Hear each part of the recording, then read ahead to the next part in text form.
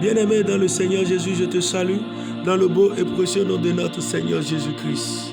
L'amour du Père, la douce communion du Saint-Esprit sont avec nous dans le glorieux et puissant nom de notre Seigneur Jésus. Une fois encore ce matin, bienvenue à notre émission, ma déclaration matinale. Alléluia. Heureux ceux qui ont faim et soif de la justice, car ils seront rassasiés. Heureux ceux qui ont faim et soif de la justice, car ils seront rassasiés. Matthieu 5, le verset 6. C'est Jésus qui parla ainsi, bien-aimé. Il dit, heureux ceux qui ont faim et soif de la justice, car ils seront rassasiés. Et la justice, bien-aimé, laisse-moi te dire que c'est cette nouveauté de vie que nous avons en Christ. Car autrefois nous étions loin du Père, égarés par le péché. Mais Christ a versé son sang pour nous, afin que par le sang qu'il a versé à la croix, nous soyons justifiés. Nous soyons déclarés non coupables. Et maintenant que nous sommes déclarés non coupables, nous n'avons plus pour fruit l'impudicité, le péché, mais nous avons pour fruit la sainteté de Dieu. Et Jésus dit, heureux ceux qui ont faim et soif de la justice.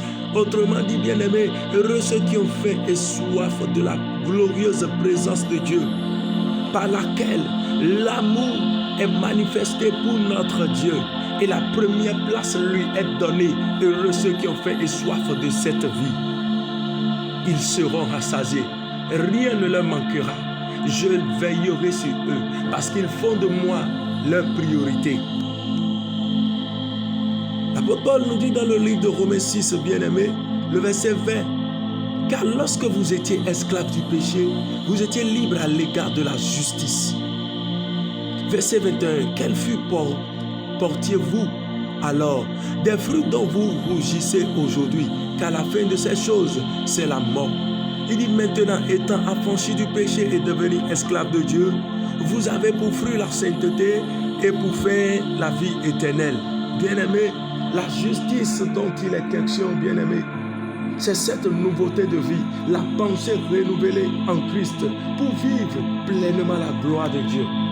Marcher comme il a marché, tel qu'il est en amour, vivre en amour pour le Père et pour le prochain, bien-aimé. Et Jésus dit, ceux qui ont soif de manifester cette vie nouvelle, ceux qui ont soif de vivre pleinement cette vie nouvelle, parce qu'ils savent que c'est leur identité, ils sont rassasiés, rien ne leur manque. Et quand on parle de la faim, bien-aimé, nous le savons bien, sur le plan physique, lorsque nous avons faim, nous mangeons une nourriture afin que notre corps soit rassasié. Mais laisse-moi te dire, la faim dont il est question ici, c'est cette soif de l'âme. C'est cette faim qui a créé dans l'âme pour rechercher la présence de Dieu continuellement et y demeurer. Alors, la parole de Dieu est une nourriture qui bénit l'âme. C'est pourquoi, bien-aimé, l'Esprit de Dieu te dit ce matin, pendant que tu as faim de la justice, c'est de la nourriture précieuse que tu as besoin, qui est la parole de Dieu. Alors, à partir de maintenant, aie pour nourriture la parole de Dieu au quotidien. Si tu veux te voir dans une nouvelle dimension avec le Seigneur, si tu veux manifester une nouvelle dimension de gloire dans le Seigneur, aie pour nourriture la parole de Dieu. Et la Bible nous parle de ceux qui ont soif. Et nous le savons bien, sur le plan physique, quand nous avons soif, nous cherchons de l'eau et nous buvons. Et Jésus pouvait dire, ceux qui ont cru, les fleuves d'eau vive couleront de leur sein. Alors, bien-aimé, je veux te dire que l'eau dont il est question, c'est l'eau de vie. C'est la plénitude du Saint-Esprit.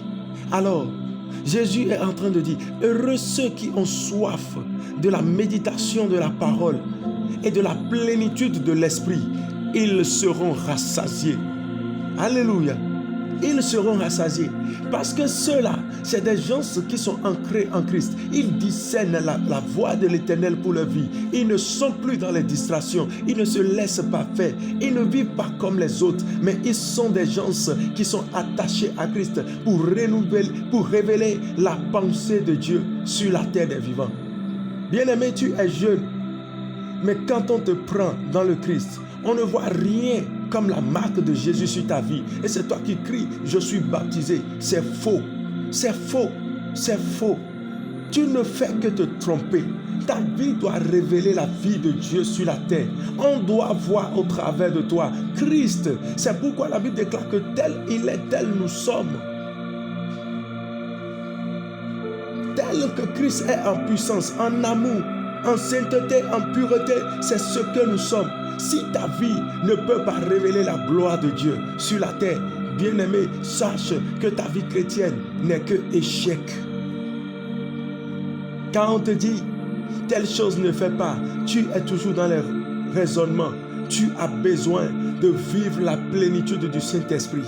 Cette soif qui nous plonge dans les voies de l'Éternel, à aimer seulement Dieu, à chanter des cantiques nouveaux pour lui, à crier de joie combien de fois il est bon et dépendre totalement de lui. Et lui, en retour, il nous rassasie, il nous comble de tout bien.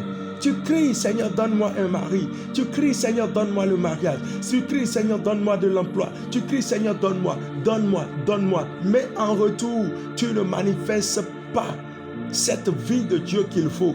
L'Éternel ne veut pas des gens qui demandent seulement, mais il veut des gens qui portent sa semence en lui. Et cette semence crée maintenant, oui, le plan divin qu'il a déjà réservé pour eux depuis la fondation du monde, parce qu'il te connaissait. Quand tu sèmes du maïs, tu récolteras du maïs. Quand tu sèmes du niébé, tu récolteras du niébé. Quand tu plantes le manioc, tu récolteras le manioc. Alors, bien-aimé, si tu plantes la présence de Dieu en toi, si tu plantes la vie glorieuse de Dieu en toi, tu ne peux que récolter la gloire de Dieu et la présence manifeste de Dieu qui nous sort du monde des ténèbres pour l'admirable lumière du Dieu vivant qui nous a appelés à lui par le sacrifice de son Fils Jésus-Christ. Christ est glorifié, il est assis à la droite du Père parce qu'il a obéi au Père. Si tu obéis, tu verras aussi la gloire de Dieu. Heureux ceux qui ont soif, ceux qui ont faim de la justice, car ils seront rassasiés. Maintenant, change ton adoration. Demande l'aide du Saint-Esprit pour marcher conformément selon la parole et pour vivre une nouvelle dimension d'amour pour Christ.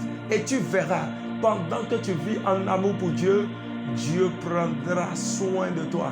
Les choses que tu ne pensais même pas pouvoir avoir en lui, il te comble de ces choses. Au nom de Jésus-Christ de Nazareth. Et quelqu'un déclare ce matin avec moi, je suis béni de Dieu. Christ m'a affranchi de la malédiction du péché et de la mort. Maintenant, je glorifie Dieu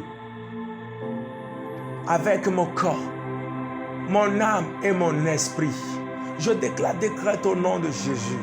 Je suis au quotidien rassasié de la parole de Dieu. Je suis un méditateur de la parole. Et je suis assoiffé de la plénitude de l'esprit pour vivre pleinement la gloire de Dieu. Je décrète au nom de Jésus-Christ de Nazareth. À partir de maintenant, mon adoration, mon amour pour Dieu change. Je passe dans une nouvelle dimension d'intimité avec Dieu. Et voici, il me révèle sa pensée pour ma vie. Et je ne suis plus un échec, mais je suis un succès dans ce monde au nom de Jésus. Voilà, il me comble de ses biens. Il me rassasie des jours heureux. Sa houlette et son bâton me rassurent. Et le bonheur et la grâce de l'Éternel m'accompagnent de partout où je vais. Il me conduit dans les verts pâturages, là où coule le lait et le miel, dans de verts pâturages, dans des abreuvages fraîches, au nom de Jésus. Je suis comblé. Je suis comblé en lui par sa puissance récréatrice au nom de Jésus-Christ de Nazareth. Amen. Shalom bien-aimé. La paix de Dieu est avec nous. Amen.